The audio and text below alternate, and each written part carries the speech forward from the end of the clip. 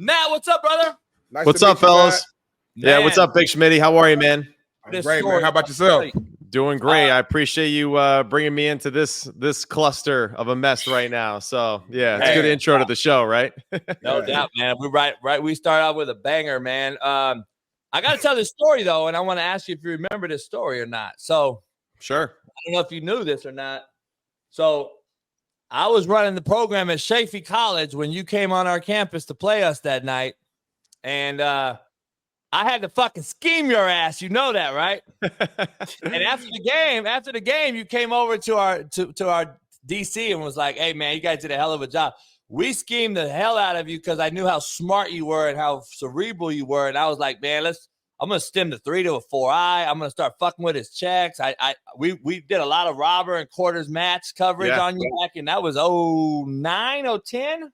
Yeah, probably. Yeah, you're right. Probably 09. Yeah, a long time ago now, man, which is pretty crazy, pretty surreal. But I do remember that game like it was yesterday.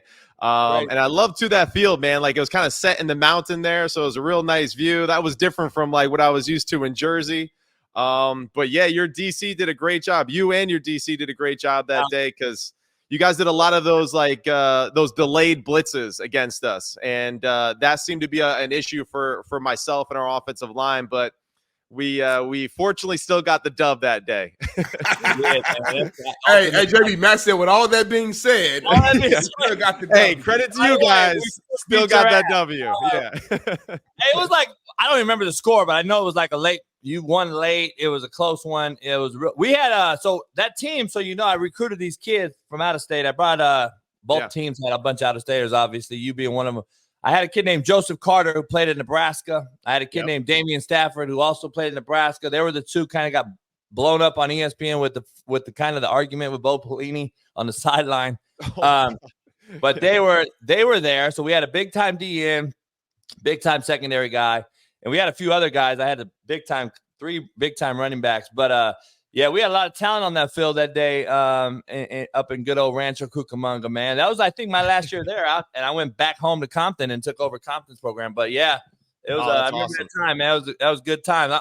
I'm happy you're there, man. You're on this show, JUCO product. Hell yeah. We love it. We love it, man. It's crazy. You're from Jersey and you're kind of from the same club. I coached Kevin Olson as well, and his dad was an all-time winningest New Jersey State coach up there in New Jersey high school football. And then obviously Greg Olson, good friend, who's doing his thing in the media. So yeah, I'm glad to have you on, man. The Olson family, that's on the Mount Rushmore of New Jersey football for sure. He's one of the OGs, in our area, and he is just a phenomenal man and a phenomenal coach. And that program right now, definitely misses him big time because he was such an impactful person in the community too. But yeah, football is a great game, right? Because that degree of separation between all of us is so thin, and it's just so powerful too. And I think that's why we love the game so much. So it's really crazy how closely connected we are, all three of us. And this is the first time we've been introduced to each other. No doubt. It's crazy how that works, man. I know Big Smitty going to ask you a question. I'm trying to just catch up real quick. Can you explain to everybody how under-recruited as a football coach, like let's just say, because I recruited Jersey and, Baltimore, Philly, Jersey. I would make that stretch all in one time when I would go up there recruiting.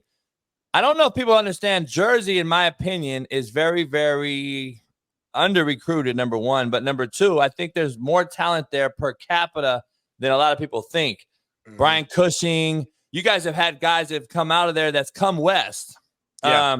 That's actually really, really great players. Can you explain the talent that's there that people, the common fan, just don't know? New Jersey has actually football players up there, not just basketball guys. Yeah, and it really, I'll make our border a little broader too, as far as just the whole tri-state area. And New Jersey specifically, even though we are a smaller state, we're one of the most densely populated states, if not the most densely populated state in our country.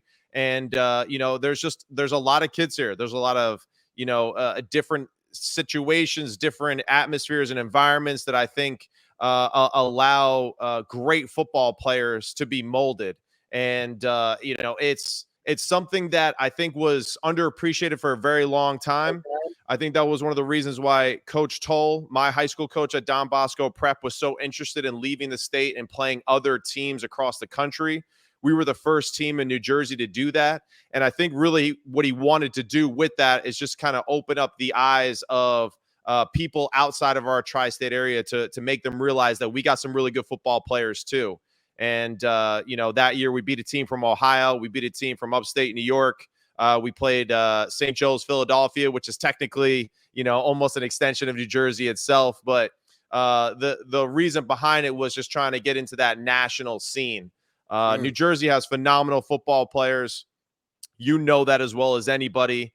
And it's something that I think has been missed a little bit, just because the majority of our football players seem to go in the Big Ten Conference most regularly. And I think in the past decade, it's really kind of increased more on a national level, like guys like you mentioned, Brian Cushing being one of them, one of the best running backs in the country right now. Audric Estime, he's a St. Joe's Montvale guy, so he's playing phenomenally well. You got guys all over the country right now from the state of New Jersey. And, right now, our focus here in the tri-state area is bringing more love to New York City, because New York City has phenomenal football players that are going underappreciated, and really is just because it's hard to travel and go visit them for these colleges. We're in New Jersey, multiple schools in that, especially that northeast region, where you can hit about 5 or 6 really talented schools in one trip. Nobody wants to cross the GW Bridge or go through the Lincoln Tunnel to go visit, those great football players in the Bronx and Queens and other places of New York. So, the good thing is that there's great football players here. The programs are improving, and hopefully through time too, just more kids get greater opportunities, because that's really all that matters. No doubt. I love that, man. I love that. And I got a follow-up question as well. Again, pleasure to meet you, have you on here, man. This is dope. Thanks for having me. Obviously you being a JUCO product, JB mentioned that to start, and I want you to kind of lean on and kind of talk a little bit about, like, what are the biggest misconceptions about JUCO and the products that come from JUCO? Because, like, I played at Ball State. I had one full ride scholarship to play D1. Went to Ball State, had a great career there. One of my closest friends is a JUCO transfer who transferred into Ball State. So, like, I know about the talent that comes from there, but I don't think the masses really understands the talent that comes from there. So, I guess, what would you say is the biggest misconception about JUCO? I would say one of the biggest misconceptions too is that, people try to belittle it. They try to look at it in a way of that's like almost demeaning. And I think you really got to understand for junior college, this is just like the title of the show, it is Second Chance U. It is an opportunity for someone to rewrite the narrative of their career, of who they are as an individual, and take that time to grow and improve, whether it's academics, whether it's just, personal habits, whatever have you.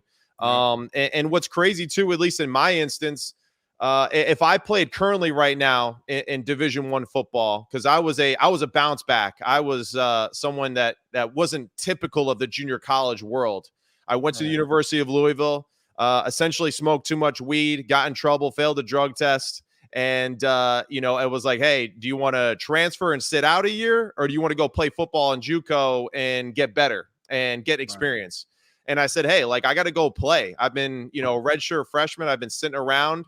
I need to go out there and get some experience, get some reps. I thought that would be a great opportunity to go out there. And I went to El Camino in California, in Torrance, right off Crenshaw Boulevard. And, that was obviously a culture shock in a lot of ways too, being a New Jersey guy. And it really was a special time for me as an individual, and the people that I met there too. My whole team was, me from New Jersey. So I was the only Northeasterner on the team. Actually, we had one dude from Pittsburgh. So me and him. And then the rest of the team was Cali, LA specifically, and then Florida. So, that was really the demographic of our football team. And it was great. We had a great Polynesian population on our team, a lot of Tongans, which was unbelievable to experience that culture.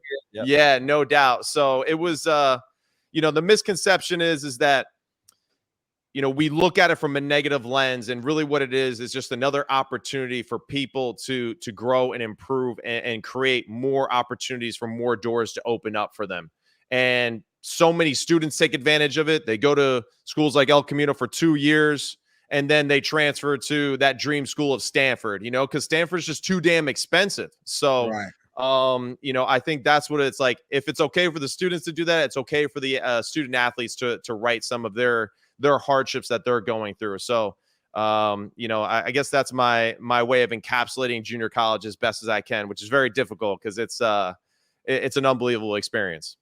It's funny you said that, Matt, because Matt Kirk and Kevin Duncan, who recruited all those Florida kids and everybody, those good friends of mine. So I still talk to them to this day. They've actually been out to the house and when I host little parties and shit. So I've known those guys for a long, long time. Obviously, we used to recruit against each other forever, and we kind of grew up in the same era. So I know Duncan brought all those Florida kids, and then Matt worked the Torrance and LA area kids. So Matt coached DBs at Nevada a few years ago, and now he's back coaching high school and JUCO. So it's interesting. I gotta ask you about the quarterback landscape since we got you on. Number one, the Caleb Williams thing. I know Matt Leinert's come out, and I like Matt, and he's come out and said basically this may be the best prospect we've ever seen in our lives. And I took that. I'm like, damn, that's a strong statement. That's a bold statement. That's a tough one to say. I don't see it at all. I think mediocrity is the new excellence. I say that every day. I think quarterback play is as bad as it's ever been. I just don't, for whatever reason, we can dissect that, and I've been doing it for a few years, but for whatever reason, it could be the tempo, the cards of Stephen A on the card, and that's the play, and we're not signaling, we're not calling them in the huddle anymore, and all these different things. We can come up with everything. But what do you take about this Caleb Williams thing and just the makeup of him as a quarterback? I know you and I probably are on the same page when it comes to what I'm about to say, and that is, it's not in our job description to do some of the shit he's doing. Is it?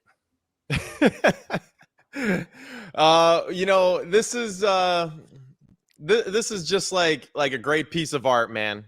Beauty is in the eye of the beholder. And that's what's great too about the quarterback positions. That's what's great about football too.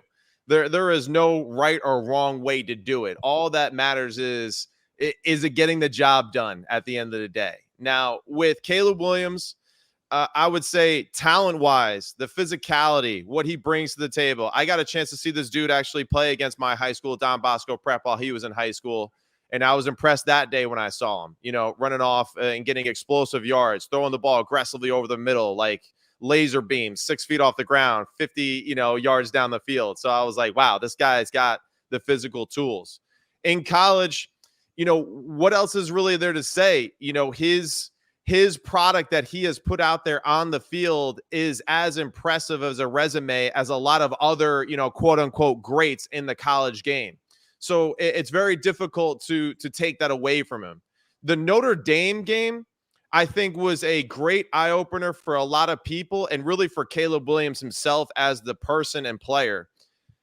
He got away with running around and making chicken salad out of chicken doo-doo a lot against a lot of other opponents. Notre Dame was one of the few defenses that was coached like a pro football team, and rightfully so. Al Golden's the defensive coordinator. That dude has been around the block. He's been doing it a long time at a very high level, and he's got NFL quality defensive players on that side of the ball. So now Caleb Williams, Lincoln Riley's offense, which I have been a little disappointed with, honestly. I don't even really think it's that creative this season. I actually feel like it's regressed and gotten more simple. Stagnant. But it's one of those things where, like, Caleb got away with so many of these sporadic plays, creating things just like that look like almost like plays in Madden, that me and you would do, playing the game. And what he realized, and I think what I hope he realizes, is that against really good teams, you got to go through your reads, you got to hit that progression, you got to play in rhythm. And then as the game opens up, because you're playing in a rhythmic state, that's where you can make those game-changing plays. And that's something that I think Patrick Mahomes doesn't get enough credit for. We always talk about the one or two highlights of Patrick, but what you don't see is the 6-yard route to Kelsey, that he hit 6 or 7 times earlier in the game that just kind of kept the offense moving. And then all we do is discuss the wow play on that drive. So Caleb Williams, his talent's amazing. can he continue to develop as a quote unquote pure quarterback at times and not get caught up with every play has to be the highlight play? I'm so glad you said that, because that's exactly like how I feel when I'm watching him. From a talent standpoint, there's really no argument there. I mean, he has all the tools, from scramble ability to big arm, being able to kind of contort his body to where he's running right but throwing left, and absolutely see all these highlights of him jumping in the air. His legs is looking like the Jordan symbol, and he's throwing the ball. It's like, oh my God. But every play is not going to be like that in the NFL level. Majority of the plays won't be like that. Right. And if you're always trying to, like, I think the bar is set so high for him that any kid who's 20 years old, 21 years old, whatever, you're hearing all the noise. You're the greatest prospect of all time. #1 draft pick, this, that, and the third. Yeah. Naturally, you want to live up to that hype and that pressure. And when fans come out to watch you in sold out crowds and people are coming here just to see you, you want to put on a show. I get it. But you still have to play the game of football. And the game of football isn't always highlight 60-yard passes. So I think that's something that he'll naturally will have no choice but to develop and learn. You know what I'm saying? You just won't have a choice. But yeah, I mean, JB, it is tough to say without a shadow of a doubt he's just the best prospect we've ever seen. Because I mean, I'm not saying he's not, but to say it so easily is like there's a lot of names there that you gotta at least consider, you know. So yeah, no question. Hey Matt, let me ask you this. The thumbnail has Jim Harbaugh on the cover, and it's talking about Michigan. I've said the NCAA is coming after Jim Harbaugh and Michigan as a second factor in this thing, not Michigan and Jim Harbaugh. I led the show off by saying that. Where you stand with that? Like, I've been in that situation, rebuilding a program, taking it from the bottom to the top, beating the teams that you're not supposed to beat, quote unquote, like Ohio State a few times in a row. You got these blue bloods that are in there that's been in these conferences forever. You got guys like Harbaugh, who has been around different places and now ends back up at home where he played, where they all loved him when he played. Now it seems like, okay, now he's whipping everybody's butt, and now they're kind of mad, and they're having kind of like a buyer's remorse on this deal. I think they're coming after him. The hamburger deal, and now you have this. You're either A, straight up cheating, or you're B, just whipping everybody's ass to where everybody's now jealous one's envy. I think it's the latter, in my opinion. The stealing the signs thing, Matt, I hope you laugh at it like I did, because if you're not doing that, you're not really coaching. I mean, this has been happening, Matt, forever. Now, unless they're really like, Matt, you're in the huddle and they got a Michigan guy sitting in your goddamn ear, then I can see it's different. But that's not what I'm seeing here. I'm just seeing football being strategized based on all the years we've been seeing it. I mean, I haven't seen anything that's crazy. Is this all just like jealous one's envy, or is it something that's legitimate? Why can't both be true?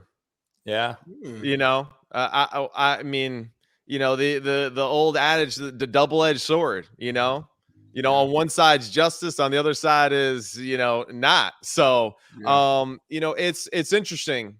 You got to take a look at Jim Weber on Twitter. He reposted a halftime interview with Greg Schiano from their game 3 or 4 weeks ago now. Can we play it with you? What's that? For your team in the play first it with half, you? some that cost There you go. How do you clean that up in the second half? Well, there's some stuff going on out there, so we just got to slow it down a little bit. There's some things going on that aren't right as well, so we'll talk about how to handle it. Does Michigan defense keeping Gavin Wimsatt in this passing game in check? How do you adjust? Well, just got to keep playing. We're in the game, we just got to keep playing. All right, thanks, Coach. Corey. Is he saying it without saying it right there? The funny thing is that as soon as he said it, Jim Harbaugh walked right behind him into the tunnel, which was, I thought, hilarious. But, he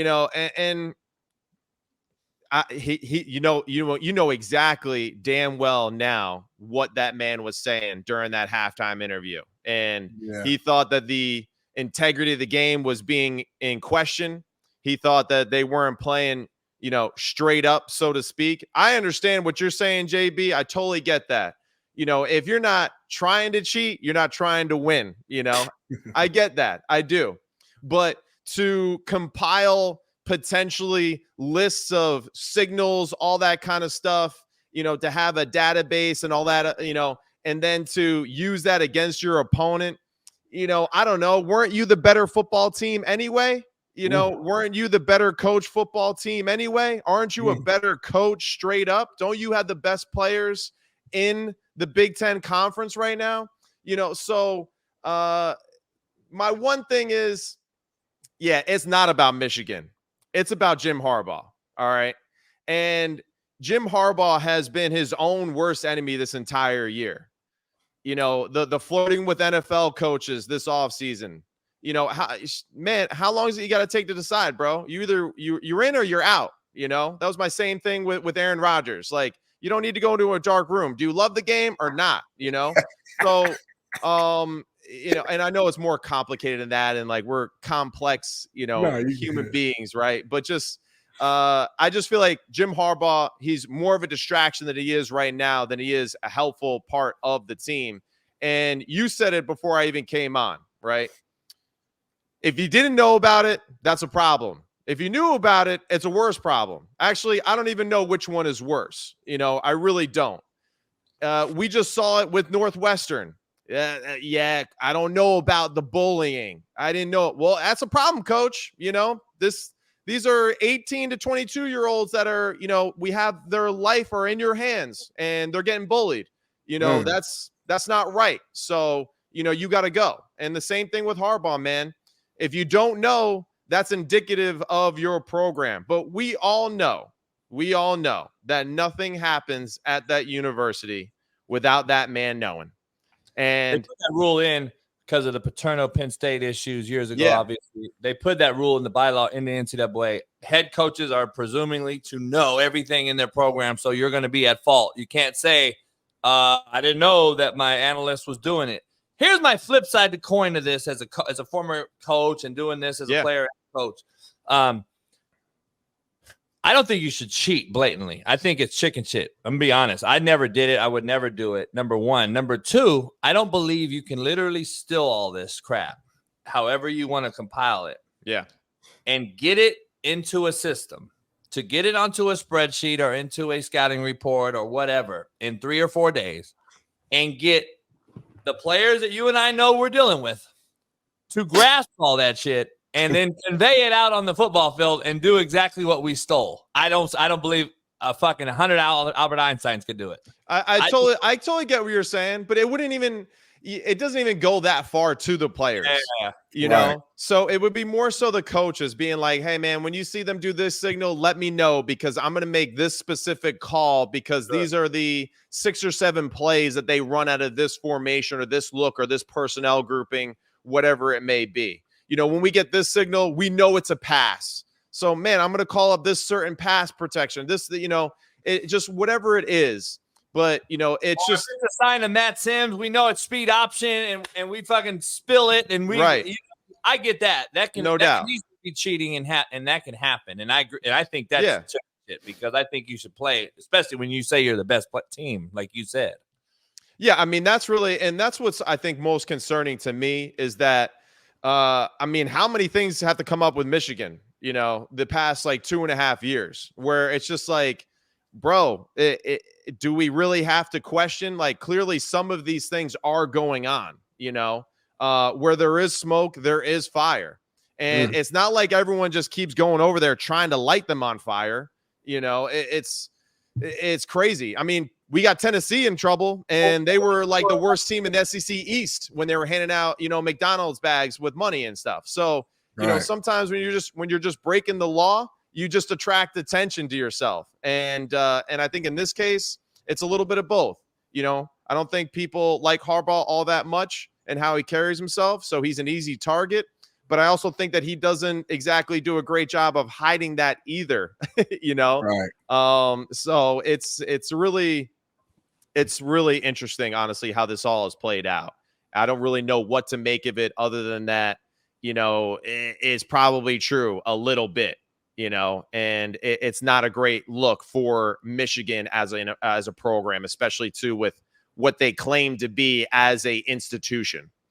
I think it's his call. Like I've been saying it for months, and I was the one I've been saying it. I'm like, I think this is his way to get out of there. Like, I think he wants to go back to the league. I think he wants to end his career in the league. I think he's done basically, without winning a natty, everything you can do. He rebuilt a San Diego University program, 1AA, went undefeated, went to Stanford, rebuilt that, has gone into the league, went to a Super Bowl, and now he tasted it. I think he's gone back to his alma mater. There's really nothing else he could check off except for winning the natty.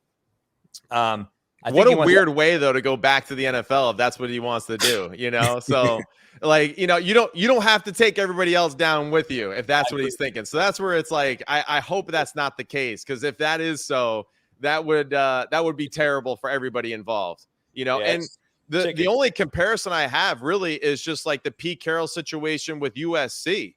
You know, USC got in trouble. Pete Carroll was like, yeah, see you later. I'm going to be the head coach of the Seattle Seahawks. Meanwhile, USC falls under, you know, the kids all get in trouble, and Reggie Bush gets the Heisman taken away from him, and Pete Carroll goes and wins the Super Bowl. So it's just the weirdest thing ever. And you know, that in that case, that was back when like players really had no rights, you know, they really had no protection, you know, as far as the NILs and all that kind of stuff too, to benefit from what they were doing. And these coaches really were just making millions while everyone else was just, you know, servicing the game. Yeah, for sure. Real quick, I wasn't even gonna go there. You just brought up NIL. Yeah. As a former player yourself, what is your overall opinion on just the landscape of NIL? I think we can all agree that there could be some certain things set in place that can kind of help the players in terms of just, you know, manage their money, things like that. But just the whole concept as it is, as far as players being able to profit off their name, image, and likeness, are you for it? Are you against it? I know we have conversations on this show where, you know, JB and others sometimes feel like the money that these players are making makes it harder for the coaches to actually motivate, keep them on the teams, and kind of keep the players actually working as hard as they could be, because they're making six figures as soon as they walk into the door. I guess just what's your overall take on that? Yeah, this one is complicated. And this one, I kind of go back and forth. I am happy that players are being compensated to some degree for their efforts on the field when the NCAA is making billions of dollars every year, and we have no idea, you know, what the NCAA even does really to some extent. So, right. You know, I at least like the fact that there is a natural trickle down effect, you know, to the actual people that are creating the real product on the field. And a lot of these schools that we discuss, you know, hey, you like that new science department? Well, that was because we won a national championship 3 years ago. So let's call a spade, you know. Why do we have the greatest, you know, teachers in the world? You know, it's because we have money from our football program, from our basketball program to do that. NIL too has really put women's basketball on the map. I mean, and that's what's been unbelievable. The growth of women's sports really is, I think, a reflection of NIL and their ability to essentially sell themselves as brands to go along with their school that they play for. So I think the power of it is important.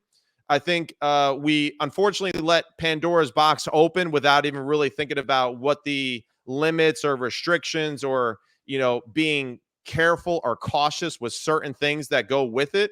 Of course, there's going to be a lot of stories, you know, eventually there's going to be a 30 for 30 about some kid who signed an NIL deal and he got robbed of millions of dollars. You know, we haven't heard a lot of those yet. Maybe because of embarrassment, but maybe because, you know, it just hasn't happened. But you know that those things are going to happen when these things happen. It happens to pros all the time. So it's a very complex situation. But I think in the end, what we really have to start remembering now, though, too, is that as soon as you accept NIL money, you are no longer an amateur athlete. And when you're no longer an amateur athlete, you shouldn't be protected as far as, you know, being an amateur athlete. So, you know, if I was a coach of a team and some kid had an NIL and he was doing great and all that stuff, all right, great. Yeah, you keep playing. You know, you got an NIL, you're making six figures. All right, but you're not playing well. I'm sorry. I'm playing the next guy because this is the business that we're in. We're playing the best player, not the player who's making the most money. Whereas in the NFL, you're going to get that opportunity to play a little bit more because there is that separation a little bit more. But in college, I think it's going to be eventually heightened a little bit more. And, I think just like keep an eye on Nick Saban and how he manages these things, because he seems to be one of those few guys that knows how to toe that line between the business of football, but then also too, like, the importance and integrity and the moral importance of really molding men, for the next phases of their life, whether or not they're football superstars or not. So I think that he's done a really good job so far of kind of managing that big picture stuff. Before you get out of here, Matt, I appreciate you coming on. What's your prediction this weekend? You're a Tennessee Vol, Tennessee, Alabama. Real quick, and as you answer this, sum it up. Are you high on the Q, or are you low on the Q there at Tennessee? I think that he's struggled this year. Like, to say that he's, lived up to the hype of this offseason, he clearly hasn't.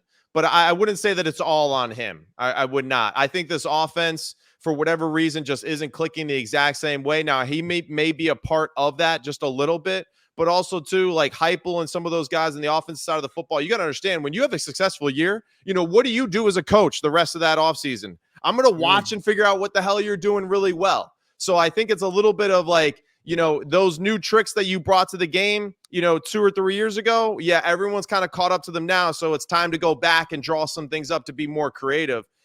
Joe Milton, he, has opportunities late in this year to really prove his worth and to write his name in that Tennessee stone as far as who he is as a quarterback. And, I credit to him. He's been playing tough. He's been going, against a lot of people that have been very critical of him. And, I have all the faith in the world in that young man, because I was once that young man too. I struggled at Tennessee. I got benched multiple times, and I ended up playing in the league for 6 years. So, they clearly weren't that right about me and who I was as a football player. So, Joe Milton, keep doing your thing, fight through it, and don't get caught up in it. It's your journey, and Tennessee's just a part of it, so just kind of keep that in mind. But Tennessee, Bama, it's going to be a tough one. I will say this.